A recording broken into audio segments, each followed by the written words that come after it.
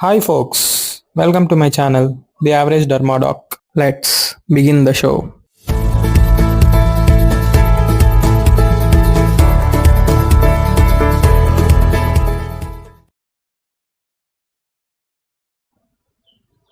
Type 1 hypersensitivity reaction.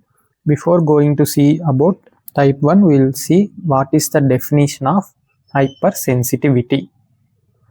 It is also known as allergy.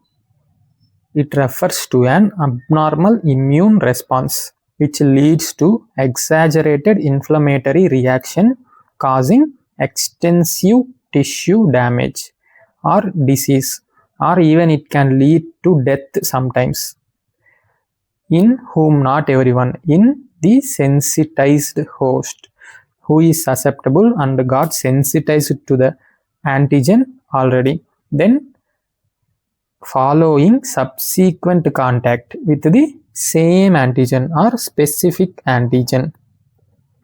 To understand this definition more clearly, we have to see what happens in a normal individual. In a normal individual, when he comes into contact with a foreign antigen, a normal immune response will be elicited to eliminate that foreign antigen from the host with subclinical or local inflammatory reaction. Here, exaggerated inflammatory reaction is happening. In a normal human, there will be normal immune response and normal inflammation, which is very mild. Without causing any significant damage to the host, that antigen will be eliminated. Here, it is causing an extensive tissue damage. Why? There is exaggerated inflammatory reaction. Why? There is an abnormal immune response to same antigen when he got exposed again. Why? He has already got sensitized. So this hypersensitivity will occur in a sensitized host on subsequent exposure with same that specific antigen. This antigen is also called as allergen. Why? Common sense. Whatever antigen is capable of inducing this allergy, hypersensitivity, is called allergen. Now, Gell and Coombs classified these allergies or hypersensitivities into 4 types. Based on what? Immediate or delayed, humoral or cell-mediated immune response. What type of immune response? Abnormal immune response. If it is immediate and humoral immunity mediated, that means antibodies, it is type 1, type 2 and type 3. All these 3 are classified under humoral immediate hypersensitivities. Only thing what is left, type 4 hypersensitivity reaction. It is delayed, mediated by cell mediated immunity. Here, how to differentiate between type 1, type 2, type 3? It differs in the mechanism, humoral immune mechanism. If it is with IgE antibodies and mast cells, it is type 1. If it is because of IgG antibodies, type 2. If it is because of antibody and antigen combination, means immune complex. If it is immune complex mediated, type 3. We will see one by one. First, we will learn about type 1. Already I told you, hallmark is production of IgE antibodies. Which cell will produce antibodies? Plasma cell, which is nothing but a B cell, which is modified or differentiated into plasma cell to produce antibodies specifically for specific antigen. Now, what will happen next? Mast cell degranulation. IgE antibodies produced, then mast cell degranulation happened. Now what it will do? These granules contain a various number of chemical mediators which are pharmacologically active and causes manifestations of allergy or hypersensitivity. What type? Type 1. Anaphylaxis. It has systemic inflammatory response which is very dangerous. Now localized. Atopy. It is also called localized anaphylaxis, which is restricted to a single target organ or target tissue. If it is conjunctiva, conjunctivitis, skin, dermatitis, nose, nasal mucosa, upper respiratory tract, rhinitis, leads to cough, sneeze. If it is lower respiratory tract, asthma. If it is because of food, food allergy, drug allergy. All the examples of type 1 hypersensitivity finished. Now we will see what is the mechanism. Which mechanism? How IgE antibodies are produced, how mast cells are undergoing degranulation excessively. It occurs in two phases. First, sensitization phase. It takes about 2 to 3 weeks. After 2 to 3 weeks, if the host comes into contact with the same antigen, it will produce the effect. So it is given the name effector phase. First we will see how a host, susceptible host, gets sensitized. Occurs when an individual is exposed for the first time to allergen. It is called sensitizing dose or priming dose. If the individual is more susceptible, he has more genetic susceptibility, both of his parents are atopic, then he will be more susceptible. Minimum doses will act as sensitizing or priming dose. Least amount of doses of allergens are sufficient to sensitize them. These allergens, first time host got exposed, then what will happen? These allergens are presented to CD4 T helper cells. By which cell? Antigen presenting cell. In name itself is there. Presenting cell presents our allergen to CD4 T helper cell. Immediately this CD4 T helper cell will get activated and differentiates into T helper 2 cells. Here T helper 2 cells, if a normal individual, he will get T helper 1 cell.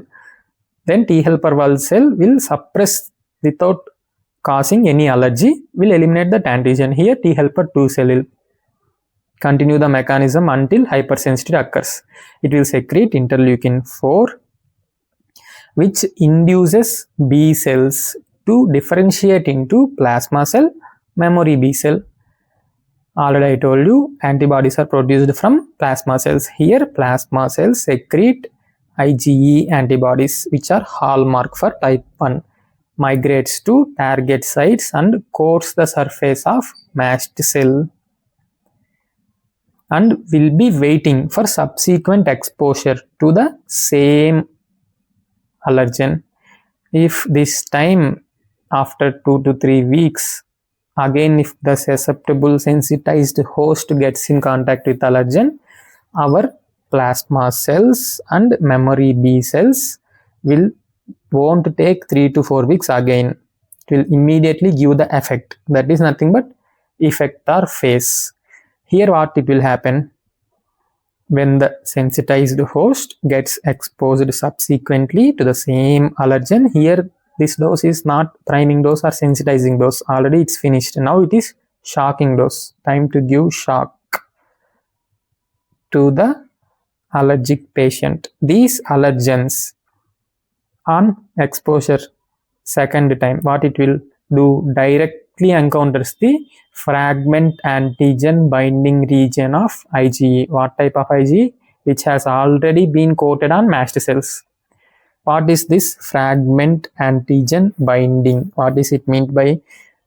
To know that, we have to know the structure of antibody. Antibody is Y-shaped, having 2 long and 2 light chains. This ends is called fragment antigen binding ends, to which our culprit antigen comes and binds. Here this free end, which is single, FAB ends are pair. Here it is single. This is fragment crystallizable end. It will bind to mast cell because mast cell have Fc receptors. So now in sensitized host, this mast cell which got already bound with IgE antibody is ready with free fragment antigen binding regions. Now to that region our allergen got bound. Next what will happen? It will immediately activate the mast cell and it stimulates it to degranulate. Now plasma cell work done, produced IgE. Now our IgE, which is coated on mast cell, work done. Now memory B cells is also waiting for second exposure. Now what it will do? It is nothing but a B cell which has memory to produce what type of specific antibody. So it will immediately differentiate it without giving any time. That's why it is called immediate hypersensitivity reaction. It will convert to plasma cell that produce IgE antibodies. These IgE will cross linkage, initiates again degranulation. Ultimately mast cell is getting degranulated excessively. What is this cross linkage means? If the antigen is bound to fragment antigen binding site to one antibody, another antibody is also bound to that same antigen, then this is called cross linkage. This will lead to degranulation in two phases. First phase is release of primary mediators, second is secondary mediators. Primary mediators are preformed chemical mediators immediately released on exposure to the antigen, which is coated on mast cell. So mast cell has already stored chemical mediators by synthesizing, ready to be released, so it released immediately. This is primary mediators. What are those? Histamine, heparin, serotonin. I already told you these have pharmacological actions which leads to manifestations. What is that pharmacological action? Increased vascular permeability, increased smooth muscle contraction, proteases, bronchial mucus secretion, eosinophil chemotactic factors, neutrophil chemotactic factors. Primary mediators released immediately. Then secondary mediators are synthesized following stimulation by allergen and released. These are not ready to release. They have to be synthesized and then only released. What are they? Prostaglandins, pharmacological action, increase in vasodilatation. Leukotrienes, increased vascular permeability.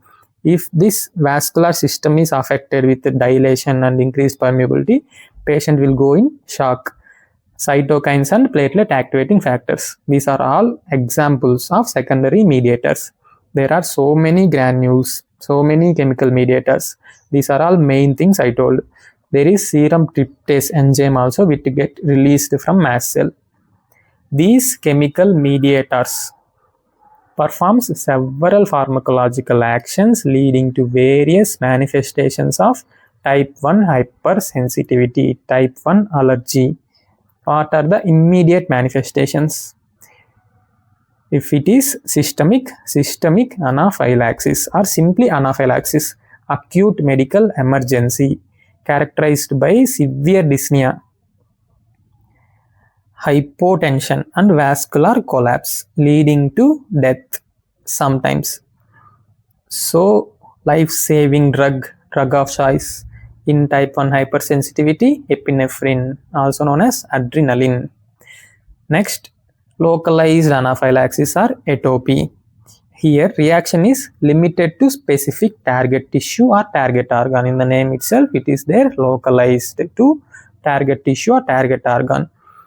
Mainly epithelial surface at the entry site of allergen. If the allergen entered the epithelial surface of conjunctiva, conjunctivitis, nasal mucosa, rhinitis, they almost always run in families. That means they are inherited and are collectively called atopy. Here genetic susceptibility plays a main role. If both the parents are atopic, child has 50% chance to get atopy inherited. If only one parent is atopic, there is 30% chance of child to get atopy.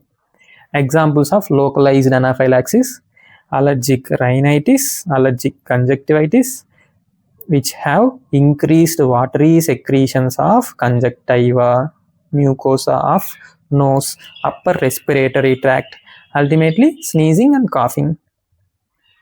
Whenever they get exposed to same antigen second time, all this will happen in a localized site. Next, allergic asthma. Why not just asthma? There is another type of asthma, intrinsic asthma, that is triggered with cold, stress, exercise, not because of this mechanism, allergen, IgE, mast cell. Increase in mucus secretions of lower respiratory tract, which leads to bronchial smooth muscle contraction and airway edema, ultimately leading to asthma. Atopic urticaria, atopic dermatitis. Target organ is skin. Food and drug allergies. If food is allergic, food will go and get exposed to epithelial surface of gut mucosa, leading to vomitings, diarrhea. It may enter the blood and come in contact with skin, leading to wheal and flare response. In urticaria, the characteristic skin lesion is wheal. How a wheal will be formed? Because of this vasodilation, there will be edema. Because of this vascular leak into the dermis, there will be edema surrounding this edema. Nothing but wheal and flare reaction. Late manifestations. Because of inflammatory response occurs 4 to 6 hours after immediate phase. Immediate phase followed by late manifestations and lasts for 1 to 2 days, which further leads to tissue damage. What are these mediators of late manifestations? Eosinophil chemotactic factor, interleukin 5. The name itself clearly mentions eosinophilic influx. These eosinophils also degranulate and release toxic granules, which contributes to chronic inflammation of bronchial mucosa that characterizes persistent asthma. If asthma is not going on persistent, that is because of this late manifestation, because of eosinophilic influx, because of eosinophil chemotactic factor releasing lately 4 to 5 hours after first immediate manifestation, and interleukin 5. Cytokines are also released from mast cell. Next, interleukin 8, neutrophil chemotactic factor. In name itself it is there, neutrophilic influx. It also further potentiates inflammatory tissue damage. And thickening of basement membrane. Basement membrane is nothing but on which epithelium or endothelium will lie. Epithelium means above basement membrane, endothelium means below basement membrane. How to diagnose this type 1 hypersensitivity reaction? Skin prick test. We will take small amounts of various allergens, we will prick into the skin and we will see to which allergen it is getting wheal and flare reactions or allergic reactions. It may be dangerous because it may induce anaphylaxis if the host is already sensitized. It may sensitize the host if the host is already not sensitized to remaining allergens. Then spirometry or pulmonary function test for asthma. Main hallmark IgE. So we'll see total serum IgE, allergen specific IgE, serum tryptase. It is also released from mast cell only. If it is present, it indicates there is high chances of getting anaphylaxis, means very dangerous systemic inflammatory response. How? Allergen specific IgEs are tested by various tests: automated immunoassay, multiplex immunoassay, fluoroenzyme immunoassay, radioallergoabsorbent test. All these tests are for identifying, detecting allergen specific IgE. Now treatment. Obviously common sense to avoid the contact with known allergen. It's not practically possible to know the allergen and to avoid it. Then hyposensitization. How? We'll inject subcutaneously known allergen slowly with increasing the dosage. With increasing the dosage, what will happen? IgE antibody response will turn to IgG. IgGs will be produced. Then what will happen? This IgG will go and bind to that allergen without allowing IgE to get attached to it. Then T helper 2 response will be converted to T helper 1, which means T helper 1 is inhibitory to type 1 reaction. So we will get saved from type 1 reaction. Then pharmacotherapy. Omalizumab. MAB. MAB means monoclonal antibody. Which antibody? Anti-IgE. It is against IgE antibody. It will bind to Fc receptors and won't allow this It will bind to Fc end of the antibodies and won't allow it to bind to mast cell. Hence, no degranulation. It will be effective if only the IgE antibodies are free. If it has already attached to mast cell, it won't detach it from the mast cell. It will just block the antibody IgE from attaching to mast cell. So it is useful only if IgE antibodies are freely roaming in the blood without getting attached to mast cell. Then it will work. Whatever antibodies are attached, we can't do anything. Remaining freely roaming antibodies, we can block with omalizumab. Antihistamines. Histamine receptor H1 will be blocked. So this histamine can't go and show its effect. Epinephrine, already I told you, adrenaline, theophylline. These both will increase cyclic AMP in mast cell and won't allow it to degranulate. Cromolyn sodium. It will block calcium influx in mast cell. To release granules from the vesicles of mast cell, it requires calcium. Here, sodium chromoglycate is mast cell inhibitor. Now we will revise whatever we studied. First, what will happen? Culprit antigen will come into contact with sensitive host who is genetically susceptible.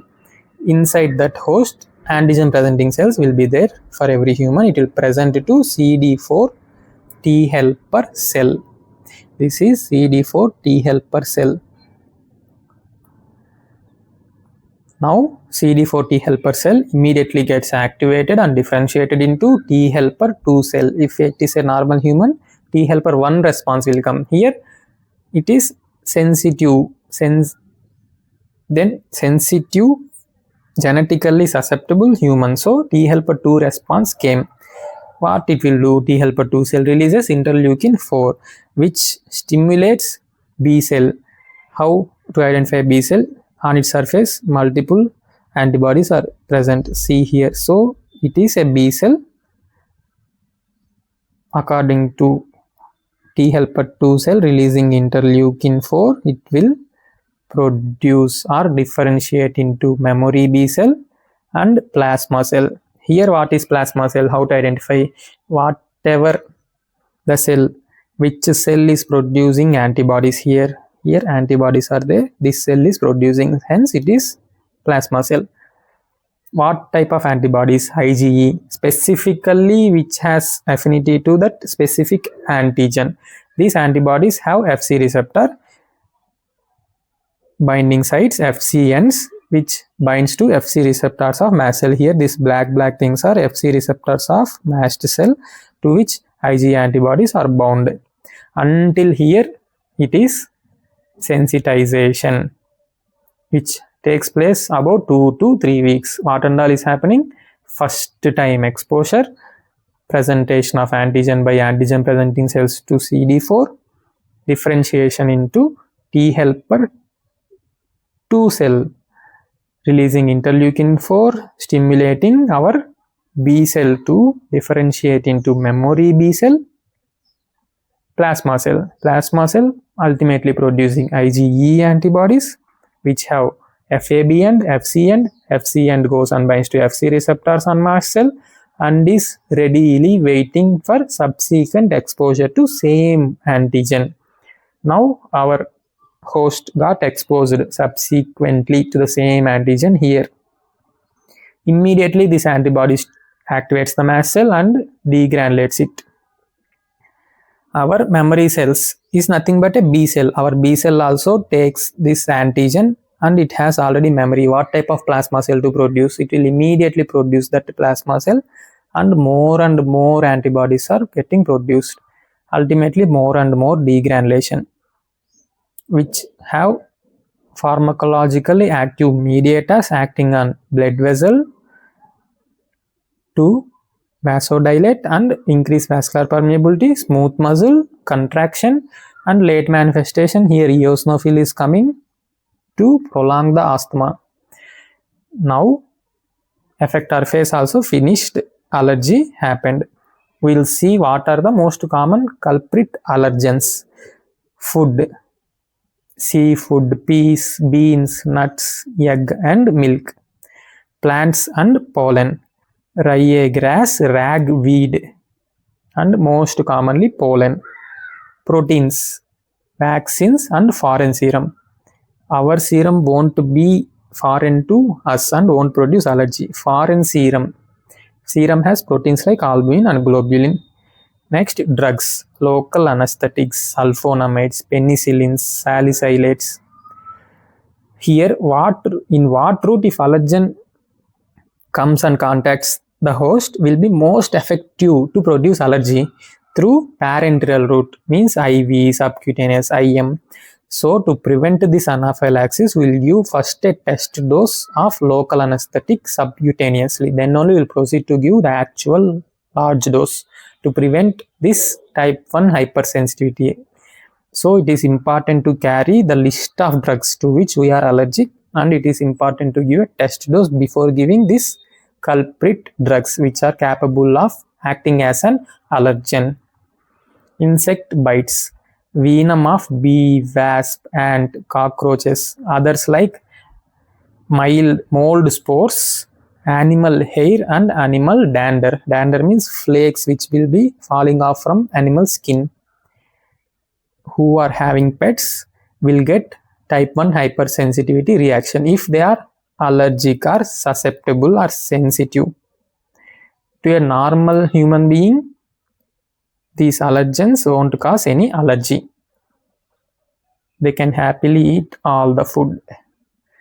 Now, in next video, we'll discuss about type 2. Remember my channel name, The Average Dermatologist. Don't forget to like, share, and subscribe. Thank you. Hasta la vista. Das vidania.